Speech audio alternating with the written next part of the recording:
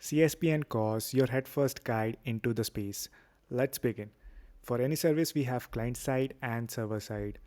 And what do I mean by that is essentially that we have laptop on which the client has opened the browser, and then we have server on which backend machines are running. So for this example, I'm taking two servers. Hold on with me because it makes more sense for CORS to come into picture when we have two servers. But also on a highlight on CSP and CORS being implemented on the client side. So unlike any other popular security mechanisms that we have like DDoS protection and everything, most of them are implemented and enforced on the server side, as in the server is responsible to protect itself, but these policies are implemented on the client side. That means that browser will implement them to protect the client, and server will just guide the browser, but it is the browser or client side that's enforcing it. So the interaction or the flow starts or begins by browser making an API request, HTTP request to the server. The server returns the HTTP response with CSP and CORS policy added to the headers.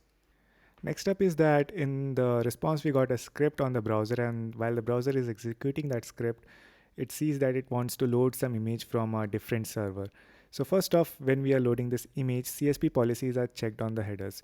So on the headers, if the URL of the site from which the image has to be loaded is defined in the CSP policy, if it is defined as allowed source, only then the request from browser is made to that URL where the image is, that is server 2. If it's not present on the CSP policies, the browser will block the request and will not make that request in the first place. Now, once that request is made, it's not the end. That is when the CORS comes into picture. The server 2 will respond with the image in the HTTP response with the response headers.